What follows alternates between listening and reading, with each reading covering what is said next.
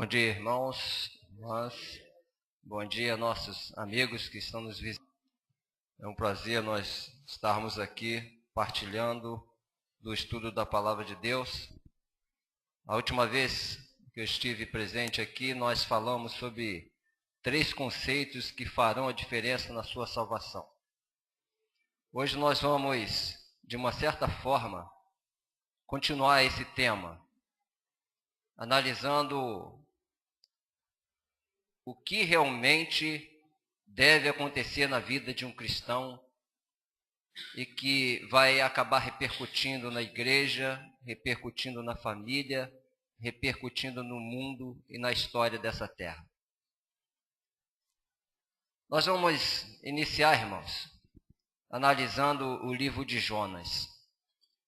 É um livro pequenininho, com poucos capítulos, e que normalmente nós temos uma visão de Jonas como uma pessoa teimosa, uma pessoa que Deus falou para que ele tomasse uma determinada atitude, fosse a Nínive pregar, e no entanto Jonas decidiu exatamente o inverso do que Deus dissera.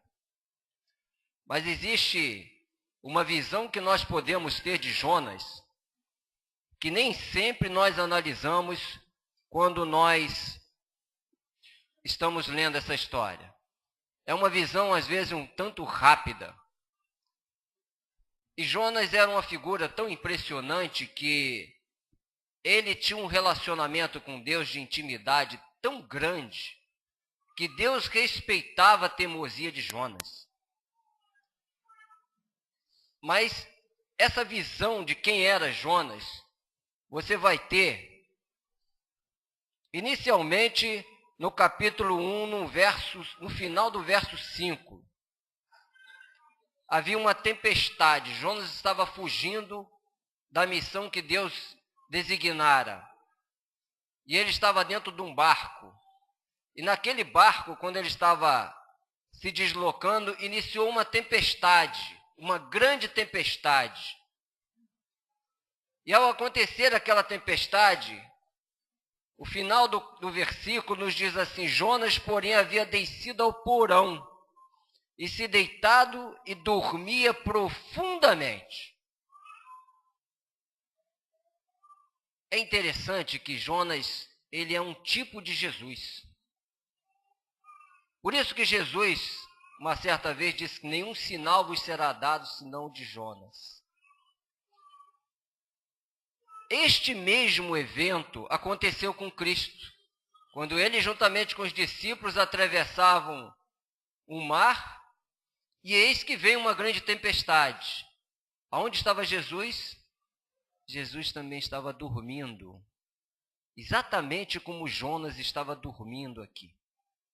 E aí Jesus levanta e manda aquela tempestade acabar. Jonas é um pouco diferente. Ele não pede a Deus para parar a tempestade. Ele diz o porquê de estar acontecendo a tempestade, que ele deveria ser julgado dentro da tempestade. Aqueles homens não tinham nenhum motivo para estar sofrendo daquela tempestade. Mas é aí que a gente vê exatamente quem era Jonas. É o capítulo 2, quando ele faz uma oração. Olhem bem o que essa oração transmite. Então Jonas, ele foi julgado dentro do mar, veio um grande peixe, engoliu, e ele dentro do peixe, e o peixe indo para as profundezas do oceano, ele ora: na minha angústia, clamei ao Senhor, e ele me respondeu. Do ventre do abismo gritei, e tu me ouviste a voz. Pois me lançaste no profundo, no coração dos mares, e a corrente das águas me cercou. Todas as tuas ondas e as tuas vagas passaram por cima de mim. E agora, quem era Jonas? No versículo 4, ele começa a demonstrar quem era ele.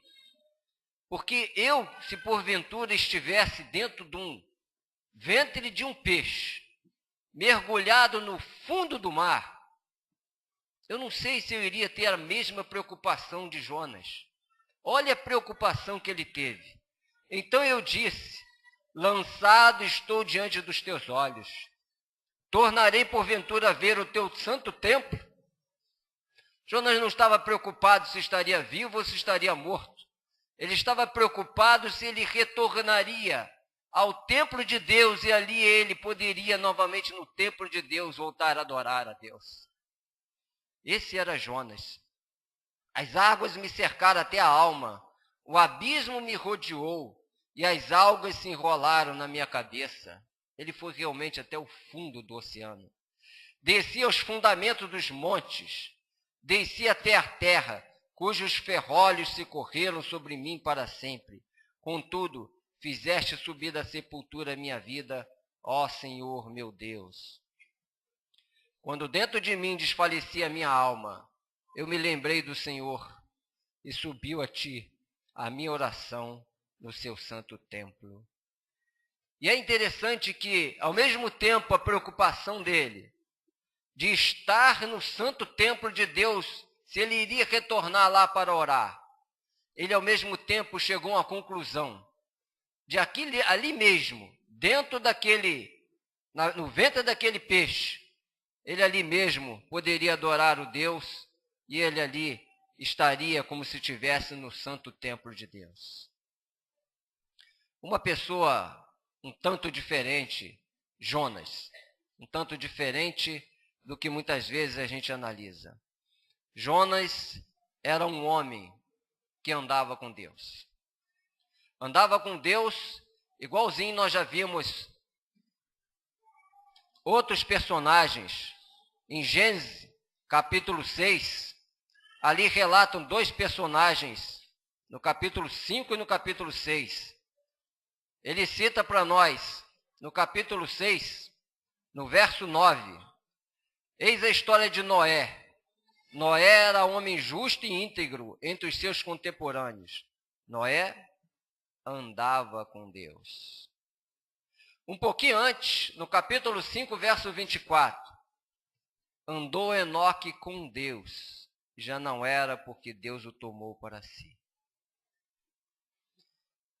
Essas pessoas, irmãos, a diferença delas para todas as outras que conviviam no seu período, que elas estavam vivas, Enoque ainda continua vivo, mas estavam vivos aqui nessa terra, era exatamente esse pequenino detalhe.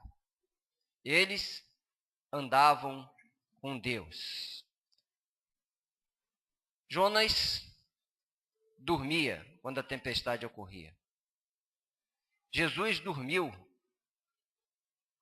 quando a tempestade também ocorria. Havia dentro deles uma paz, uma tranquilidade de que Deus estava dirigindo. E essa tranquilidade só era possível porque eles realmente tinham um relacionamento e eles realmente andavam com Deus. Mas existem outras experiências de pessoas que dormiram. Por exemplo, no sermão passado eu falei sobre as 10 virgens. As 10 virgens também dormiram. Dormiram 100% das 10 virgens. Havia ali uma despreocupação, mas porque achou que o Senhor tardaria e não viria ainda tão cedo. E elas dormiram, se desligaram daquele momento que elas estavam vivendo. E nós queremos falar exatamente sobre isso, porque é uma das coisas que a gente encontra na palavra de Deus e que marca muito, é uma palavrinha chamada vigiai. Em Marcos capítulo 13, Jesus fala alguma coisa sobre essa palavra. Marcos capítulo 13, versículo 33 até o versículo 37. Ele nos coloca assim: estai de sobreaviso, vigiai e orai, porque não sabeis quando será o tempo É como um homem que, ausentando-se do país, deixa sua casa, dá autoridade aos seus servos, a cada um a sua obrigação, e ao porteiro ordena que vigie. Vigiai, pois, porque não sabeis quando virá o dono da casa, se à tarde, se à meia-noite, se ao cantar do galo, se pela manhã. Para que, vindo ele inesperadamente, não vos achem dormindo. O que, porém, vos digo a todos: vigiai. Irmãos, eu vejo nessa palavrinha que Jesus falou muitas vezes. Existe muita mensagem inserida nessa pequena palavra. E uma delas é de que, nos dias finais da história dessa terra, muitos não estarão vigiando. Muitos não estarão se preparando para esses momentos finais. Nós chamamos hoje pessoas secularizadas. São as pessoas que se vinculam a esse planeta de uma forma tão grande que perdem de vista o céu e tudo mais que Deus oferece. Nós mesmos, muitas vezes, irmãos, nós dizemos que essa igreja, nesse momento, está cheia de anjos. Anjos adorando.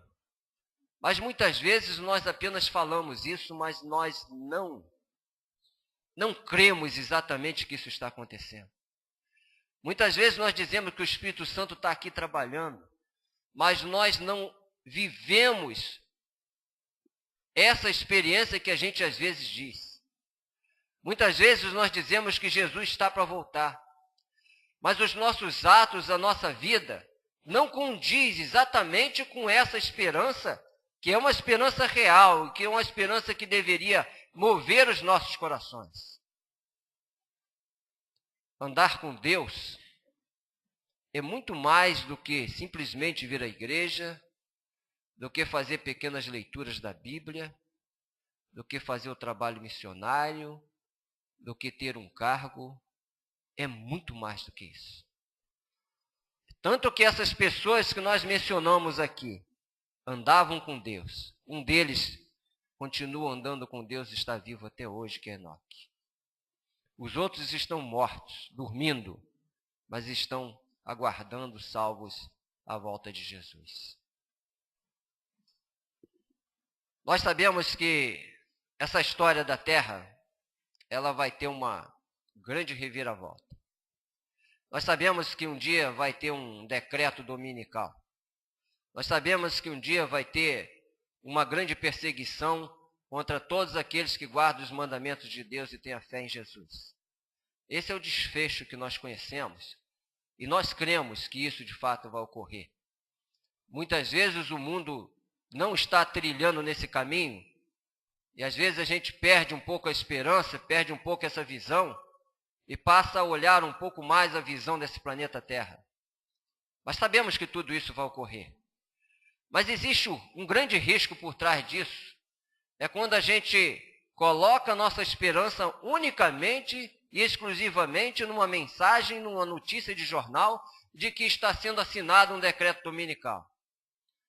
Nós ficamos esperando que um decreto dominical surja para que nós possamos colocar a nossa vida em dia, para que nós realmente venhamos a nos despertar e crer que realmente está chegando o final da história da Terra.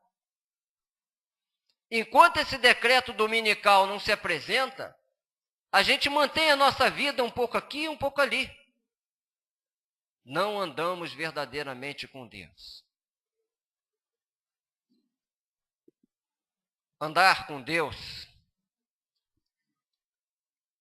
nos leva a ter desejo de apresentar esse amor de Deus a outras pessoas. Muitos nesse mundo não conseguem enxergar sequer que Deus existe, sequer que a Bíblia é verdadeira, sequer que Deus tem uma mensagem para a salvação no final da história desse mundo. Não conseguem enxergar nada disso. Muitos preconceitos são criados para que as pessoas pura e simplesmente recusem a palavra de Deus. Nós vemos, eu, por exemplo, estudei com uma pessoa que dizia claramente para mim que ninguém vai fazer a minha cabeça. E ninguém fez a cabeça dele mesmo. Ele continua bebendo, continua fumando, continua na mesma vida que ele seguia antes. Por mais que ele tivesse estudado a Bíblia, que ele conhecesse tudo, ninguém fez a cabeça dele. Existem pessoas que não ousam, que veem todas as igrejas da mesma maneira, como se igreja fosse pura e simplesmente um local onde pessoas de baixo QI, pessoas necessitadas e que não têm muito intelecto, ali se refugiam, porque não tem nem dinheiro para pagar um psicólogo, um psiquiatra, e assim faz. A visão das pessoas, os preconceitos das pessoas passam por tudo isso. E muitas vezes é difícil nós quebrarmos esses preconceitos. Mas, irmãos, um servo de Deus que esteja andando com Deus, ele vai ser um testemunho tão grande, tão poderoso, que essas barreiras acabam se quebrando. Andar com Deus, irmãos, te leva a querer orar mais tempo. O hino que nós cantamos, o número 21 no início, fala sobre isso. Te leva a você desejar orar mais do que normalmente a gente ora. Faça uma experiência. Chega em casa, coloca o relógio para despertar 10 minutos depois. 10 minutos. Se ajoelhe e faça uma oração a Deus. Começa a orar a Deus. Começa a louvar a Deus. Agradecer pela vida. A pedir por cada pessoa que você conhece. Começa a fazer isso. Quando o relógio despertar, aí você pare a sua oração e peça em nome de Jesus. Irmãos, nós não estamos acostumados a orar a Deus. Não estamos acostumados porque você vai observar que esses 10 minutos vão se transformar em 1 hora, ou 2 horas, ou em 10 horas. Aquele reloginho não vai despertar nunca. Aquele reloginho vai ficar ali, você vai pensar que ele já vai despertar e ele nunca vai despertar. Quando ele despertar, você já vai estar, não vai ter nem mais motivo de pedir a Deus. Principalmente nós, quando fazemos orações mecânicas, não vai ter mais o que dizer. Vai começar a repetir, repetir. Sabe por quê, irmãos? Porque nós não temos o hábito de conversar com Deus, de orar a Deus. Faça essa experiência, irmãos. Começa a ter essa experiência de oração. Agora vai começar esse programa da madrugada. Começa a ter uma experiência. Conversar com Deus. Não faça a oração que você sempre faz. Esqueça essa oração que você costuma falar, pedir pela igreja, pedir por isso, pedir por aquilo. Não faça. Faça uma conversa com Deus. Se você chegar um momento que não souber o que dizer, você diz para ele: Senhor, eu não sei o que eu vou falar para o Senhor. Mas conversa pessoalmente com Deus. Se você começar a fazer isso, mudar essa estrutura de relacionamento com Deus, você vai começar a aprender e ver exatamente o que é andar com Deus. Andar com Deus, irmãos, nos leva a ler mais a Bíblia. Nos leva a ter mais interesse de conhecer a palavra de Deus. Não é aquela leitura que você faz porque você tem a obrigação de ler 3 capítulos por dia. Quando nós lemos aqui o livro de Jonas, quando a gente lê nas minúcias, procurando ver, normalmente a gente não lê aquela oração de Jonas e não sabe os segredos e os tesouros que estão inseridos ali dentro. A gente não analisa.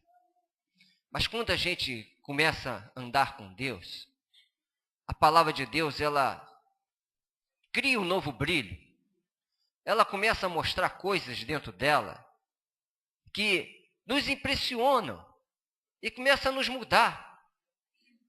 Andar com Deus muda o nosso conceito com relação a tudo isso.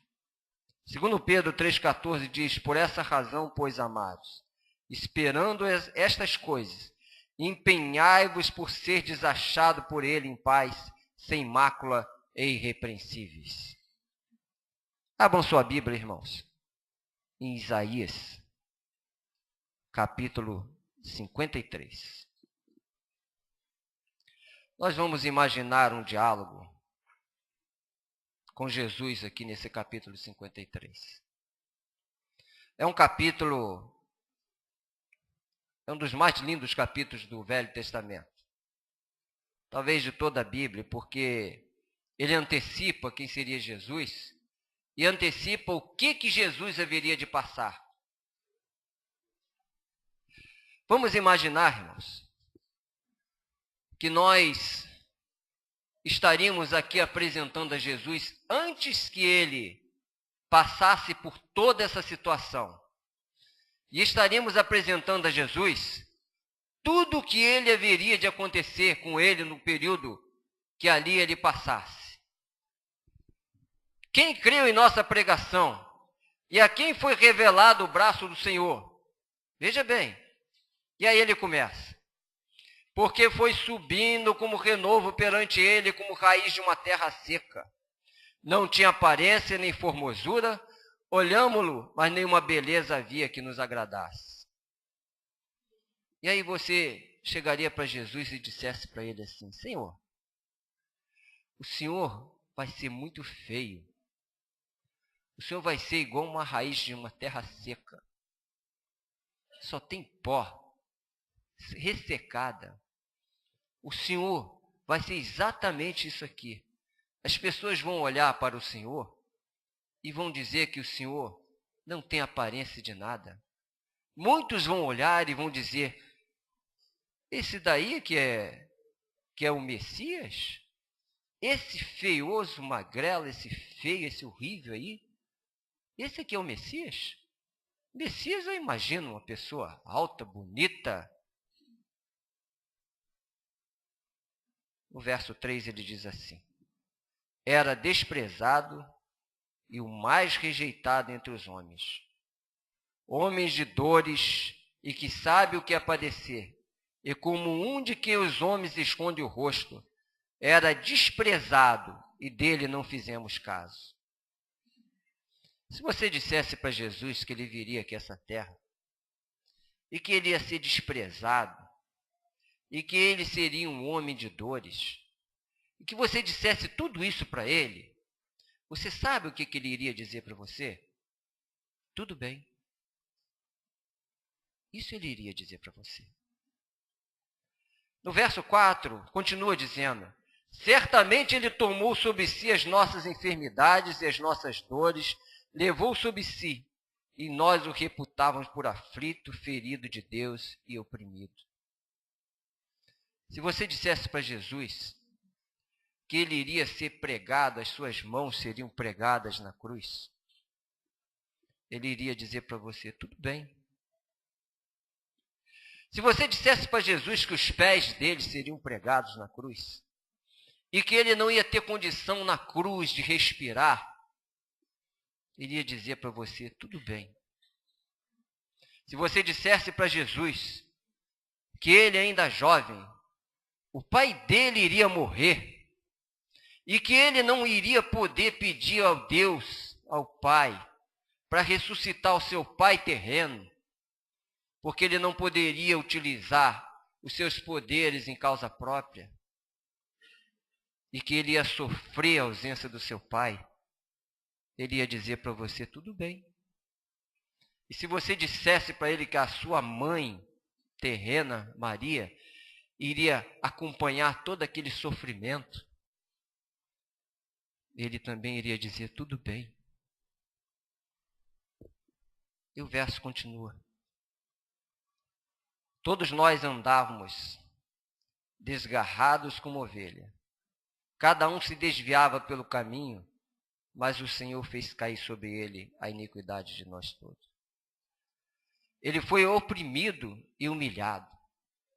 Se você dissesse tudo isso para ele, que ele seria oprimido, seria humilhado, estaria ali sem nenhum amigo junto, ele ia dizer para você: tudo bem. Mas não abriu a boca, como cordeiro foi levado ao matadouro, e como ovelha muda perante os teus tosqueadores, ele não abriu a boca. O que mais mexe com o ser humano, irmãos, não é só o sofrimento, mas o que mais mexe com o ser humano é a injustiça. É você não merecer aquilo que você está passando. Isso mexe com uma profundidade dentro de cada ser humano. E se você dissesse para Jesus que ele seria injustiçado, que ele não iria passar por tudo isso sem merecer, ele iria dizer para você: tudo bem. Designaram a sepultura com os perversos, mas com o rico esteve na sua morte. Posto que nunca fez injustiça, nem dolo algum se achou em sua boca. Todavia o Senhor agradou moê-lo, fazendo-o enfermar. Quando der ele a sua alma como oferta pelo pecado, verá a sua posteridade e prolongará os seus dias. E a sua vontade, e a vontade do Senhor prosperará nas suas mãos. Você pode até dizer para Jesus nessa oração: tudo isso. Se você disser, você vai ouvir Deus dizer: está tudo bem. Mas, irmãos, vamos ler Mateus, capítulo 26, versículo 36. Em Mateus, capítulo 26, verso 36, ele nos fala o seguinte pensamento. Em seguida, foi Jesus com eles a um lugar chamado Getsêmani e disse a seus discípulos: assentai-vos aqui enquanto eu vou ali orar. E levando consigo a Pedro e os 2 filhos de Zebedeu, começou a entristecer-se e angustiar-se. Então lhes disse: a minha alma está profundamente triste até a morte. Ficai aqui e vigiai comigo. Adiantando-se um pouco, prostou-se sobre o seu rosto, orando e dizendo: meu Pai, se possível, passe de mim este cálice. Todavia não seja como eu quero, e sim como tu queres. E voltando para os discípulos, achou-os dormindo, e disse a Pedro: então nem uma hora pudeste vós vigiar comigo? Vigiai e orai, para que não entreis em tentação. O espírito, na verdade, está pronto, mas a carne é fraca. Isso Jesus continua dizendo para nós. A maior preocupação de Jesus naquele momento era exatamente isso. Vigiai e orai. Tornando a retirar-se, orou de novo, dizendo: meu Pai, se não é possível passar de mim este cálice sem que eu beba, faça-se a tua vontade. E voltando, achou-os outra vez dormindo, porque os seus olhos estavam pesados. Deixando-os novamente, foi orar pela 3ª vez, repetindo as mesmas palavras. Então voltou para os discípulos e lhes disse: ainda dormis e repousais. Eis que é chegada a hora, e o Filho do Homem está para ser entregue nas mãos dos pecadores. Levantai-vos, vamos, eis que o traidor se aproxima. Aqui, irmãos, estava a experiência de Jesus, estava a única preocupação que realmente fez Jesus suar gotas de sangue. A preocupação de que ele iria ser preso, de que ele iria ser injustiçado, de que ele iria ter as suas mãos presas, fixadas por pregos numa cruz. Toda a humilhação. Nada disso era a grande preocupação de Jesus. havia uma preocupação muito maior. E essa era a preocupação que estava atingindo Jesus ali no Getsêmani.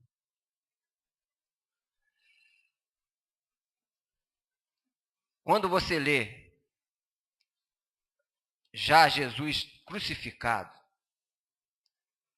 você encontra Jesus ali se separando do Pai. Aquele momento, irmãos, era o momento que preocupava Jesus.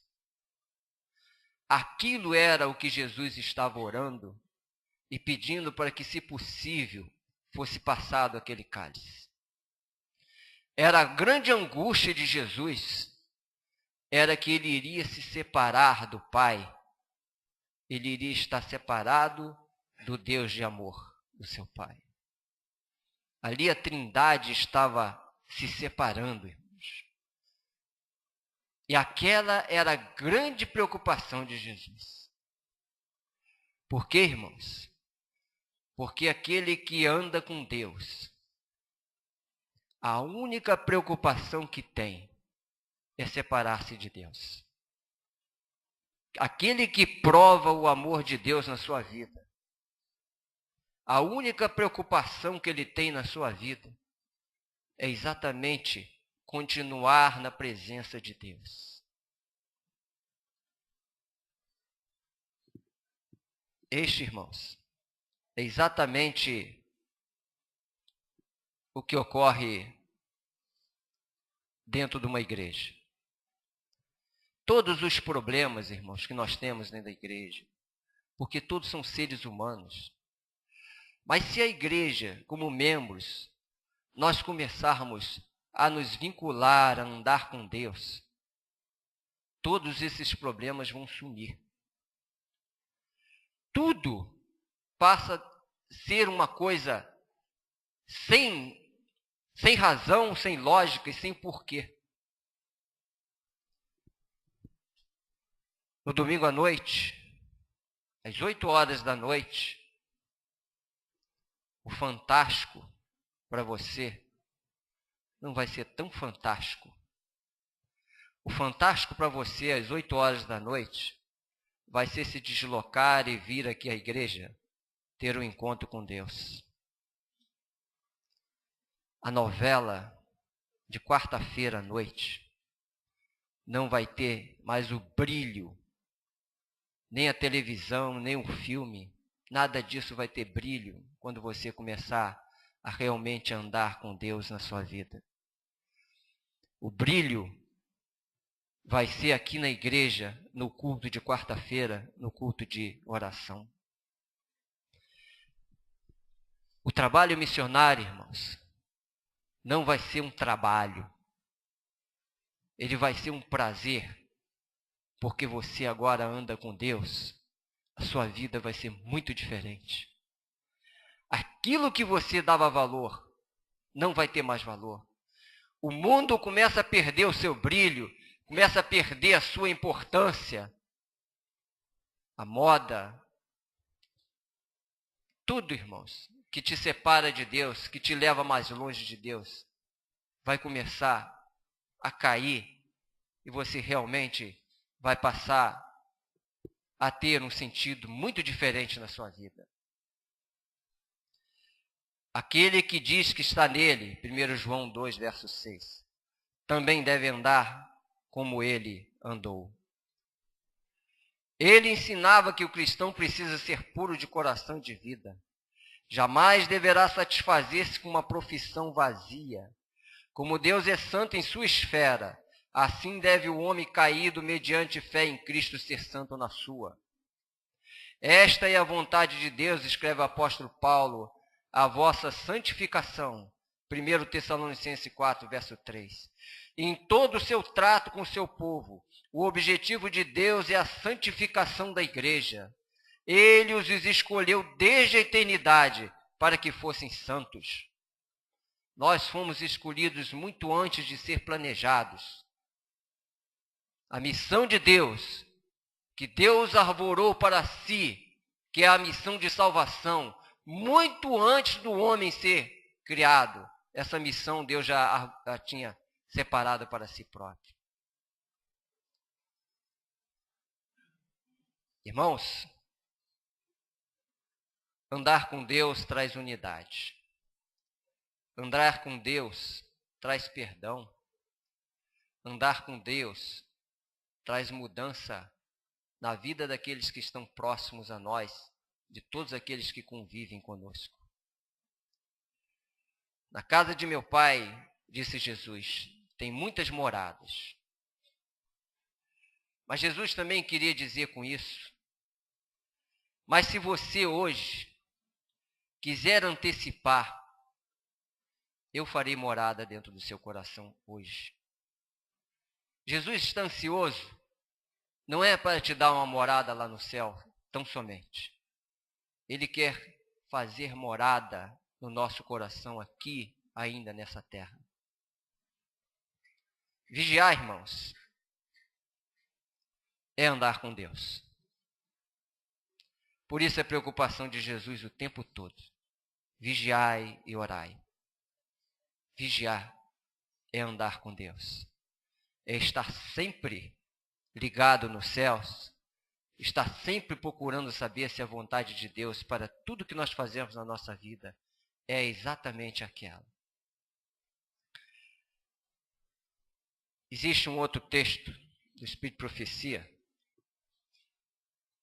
no Review and the Herald, quando é dito assim: bem-aventurados limpos de coração, porque eles verão a Deus. Mateus 5, verso 8.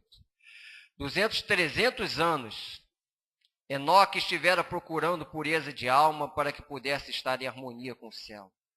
Durante 3 séculos andara com Deus. Dia após dia, almejaram uma união mais íntima. Cada vez mais estreita se tornara a comunhão até que Deus o tomou para si. Estiveram no limiar do mundo eterno, havendo apenas um passo entre ele e o país da bem-aventurança. E agora abriram-se os portais. O andar com Deus durante tanto tempo praticado em terra continuou, e ele passou pelas portas da santa cidade, o primeiro dentre os homens a entrar ali. Patriarcas e Profetas, página 87. Deus deve estar sempre em nossos pensamentos. Deus deve estar em todos os momentos em nossos pensamentos. Precisamos entreter conversa com Ele enquanto andamos pelo caminho. E eu acrescento, enquanto pegamos um ônibus, enquanto andamos dentro de um trem, enquanto estamos olhando alguma coisa, e enquanto nossas mãos se empenham no trabalho. Deus deve estar na nossa mente todo esse tempo, irmãos. Em todos os desígnios e relações da vida, precisamos indagar: que quero que o Senhor quer que eu faça? Como lhe agradecerei a Ele que deu a vida em resgate por mim? Assim podemos andar com Deus como fez Enoque outrora, e pode pertencer-nos o testemunho dado a seu respeito de que agradou a Deus. Que nós possamos compreender plenamente isso. Também nós devemos andar com Deus. Quando assim fizermos, nossa fisionomia iluminar-se-á com o brilho de sua presença. E quando nos encontrarmos uns com os outros, falaremos de seu poder, dizendo: louvai a Deus, bom é o Senhor e boa é a sua palavra. E os que forem transladados no fim do tempo serão os que comungam com Deus na terra. Vigiai e orai. No dia que nós conhecermos como devemos conhecer o amor de Deus, no dia que nós realmente tivermos essa intimidade com Deus, tudo vai mudar na nossa vida. E por conseguinte, aqueles que se relacionam conosco vão começar a mudar também.